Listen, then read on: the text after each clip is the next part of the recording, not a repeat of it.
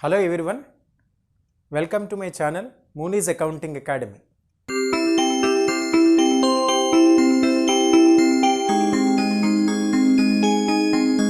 In this video, I will explain to you systems of accounting in detail. In the last video, just I had given a brief introduction about these two systems. Okay, in the last video I mentioned it that I would explain the systems of accounting in the next video in detail. The link of the last video is mentioned in the description, you can watch it.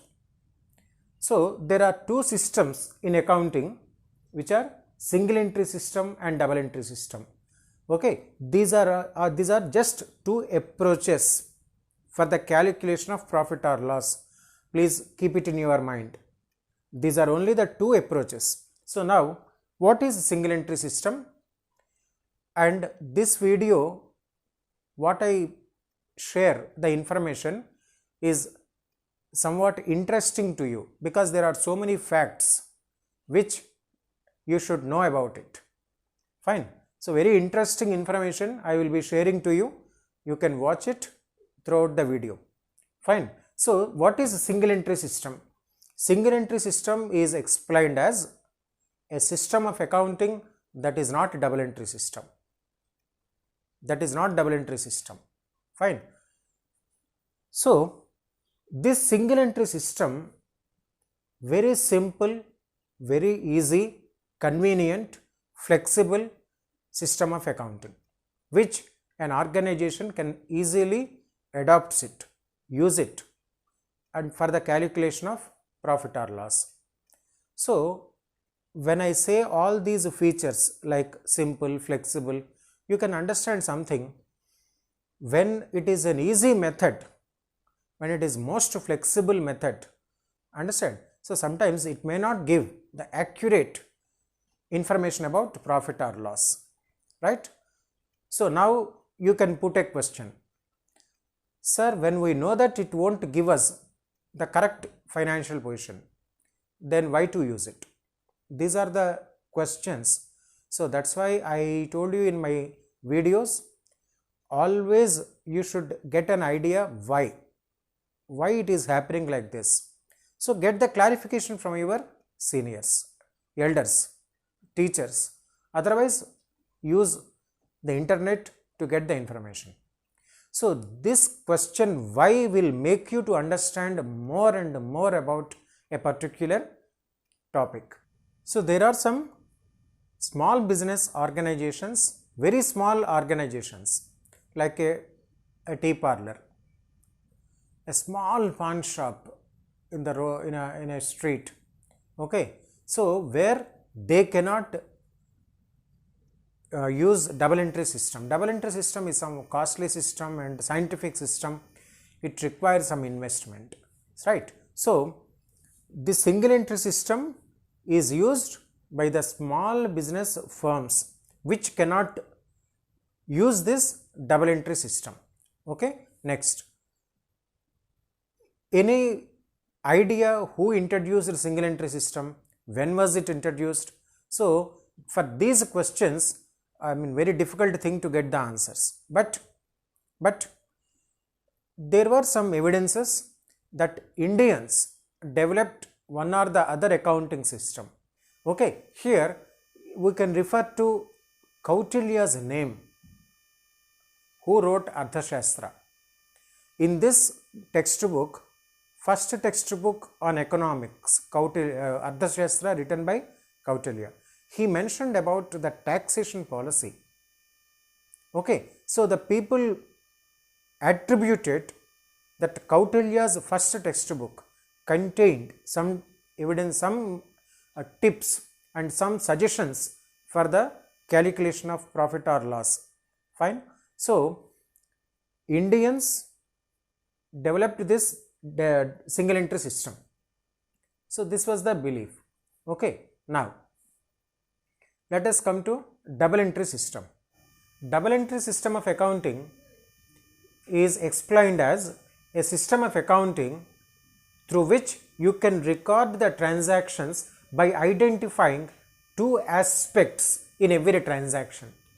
Okay, so we can identify two aspects of every transaction. What are those two aspects?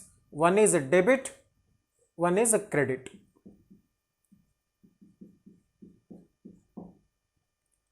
A twofold effect.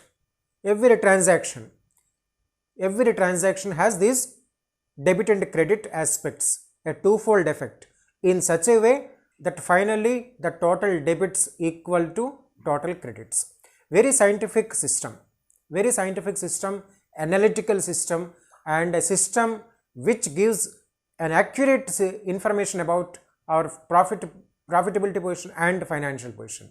Okay, so now who introduced this double entry system? Luca Pacioli in 1494. Okay, this is the very important information. Please all of you remember it, because most of the students are not aware of it. So, who introduced double entry system? Luca Pacioli in 1494. So, just let us discuss something about him, because he was the person who developed the system. Luca Pacioli was a mathematics professor who wrote a book on everything about geometry, arithmetics and proportions. And he was searching for the jobs in Italy 1450 to 1470, 80, like that. Almost all for 25-30 years he was continuously moving from here and there in different parts in Italy, searching for good jobs. A knowledgeable person, but was not given that good salary what he expected.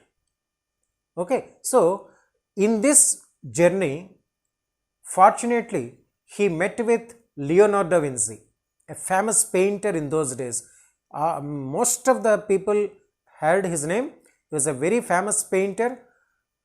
Mona Lisa, Last Supper, these are the paintings drawn by him. Okay, so fortunately this Luca Pacioli and Leonardo da Vinci, they met each other, they become very good friends, and when Luca Pacioli was struggling for financial support, Leonardo da Vinci suggested him some tutorials in those days, and thereby Luca Pacioli started earning, and he wrote this book about mathematics. And in that book, first time he introduced this double entry concept for the business people. He suggested that every transaction can be split, analyzed into two aspects. Twofold effect can be given for every transaction. One is a debit and one is a credit. Okay, and it is absolute necessary for all of us to remember his name when we are discussing about accounting. He is known as father of modern accounting. Okay, so now he introduced the concepts of debit and credit. Debit and credit are the English words of the Italian words of debito and credito. Okay, and I will be showing you the images of Luca Pacioli and Leonardo da Vinci and the very first book on accounting that was written by Luca Pacioli.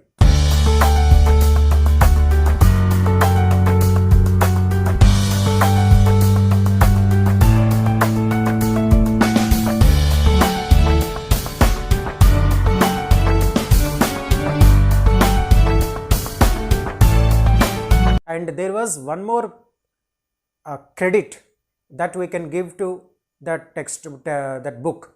So credit in the sense, a unique feature of the book written by Luca Pacioli. This book was one among the first 5 books published in the world. The first book, you know it, the Bible. Okay, and our first accounting textbook, an authoritative textbook on accounting, double entry system especially, occupied in the first 5 books which were published in the world. Understand? So these are all the certain things which definitely the students, commerce students should get the knowledge, and you feel proud Okay, we have this much of long history of accounting and we are learning that particular branch.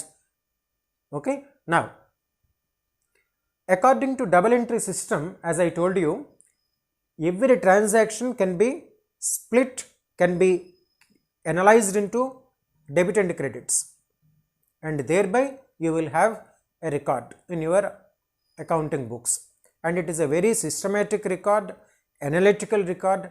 It helps in getting the accurate financial position of our business organizations. So now let us discuss about the qualitative features of accounting information. Okay, what are these qualitative features? One is reliability, relevance, understandability and comparability. Okay, so you try to understand one thing. As I told you in the last videos, accounting is the language of business. Language means a communication process. Language is a communication process, right? So these are all the features of any communication, right? Communication should be reliable, communication should be relevant, communication must be understood, right? So that's why even for the accounting information also these features are attributed. Accounting is also a communication. So who is communicating? Business organizations are communicating to its users, right? So whatever the accounting information that is generated must be reliable. Reliability. All the information that is supplied by the business organizations must be reliable. That means the society, the people must trust it. You should prepare your accounts in such a way that everyone must rely on it, must trust that information, and you should keep up to that mark also, because even a single one incident sometimes where there is a mistake in it, then that the trust will be lost in between the users of accounting and your organization. People, they stop trusting you. So we should be very careful when you are running an organization in giving this information to the people. Okay, so next, relevance. What is relevance? Relevance means the accounting information that we are supplying to the users must be relevant to them. So that means how much and what they require, supply only to that extent. Don't supply more information to them, don't supply less information to them. Supply how much they require. This is what relevance. It should be relevant to all the users of accounting. Different users want different information. So pass it on that information according to their need. And for every user, for every person, you need not supply the complete information. Whatever they require, according to their requirement, according to their need, supply that information. That is what relevant. Relevance. Fine. Suppose a third standard student, suppose a teacher is teaching maths, and this teacher may be very highly qualified person in maths. Then why to teach probability and all the topics for a third standard child? It is not relevant for him. And when you are teaching to degree and PG students and at least 12th class or 11th class, okay, teach them. So whatever is relevant, that only to be supplied. Next, understandability. This is also one of the features of communication. Whatever you communicate to others, that must be understood. Otherwise, people can't get what we are saying. So similarly for accounting information also, it must be understood. Prepare the accounts in such a way that everyone will understand your accounting information. And then comparability. The information what you supply must be in a position that it can be compared with other organizations. Okay, your information can be compared with other companies' information. Suppose you say that your firm has got 150 crores profit, then other firm saying 200 crores profit. Compare it, because here this profit you supply, the profit what they supply, also in terms of money. You are saying 150 crores, they are saying 150, 200 crores, then the units are same. Both are expressing in terms of money. So that's why it can be compared. Understand? So when you say that 150 crores profit, and if someone says 150 crores, some 150 liters, 150 crores, $150, then of course I am not saying that you can compare it. So that's why there should be an equal plane to compare the things. Fine. So these are all the qualitative features of accounting information. I hope in this video, whatever the topics I explained, those are understood to you. So just let me sum up what I have explained. First I said systems of accounting, single entry and double entry, and then with double entry, as I told you, it was suggested by Luca Pacioli, and he himself said that he did not invent it.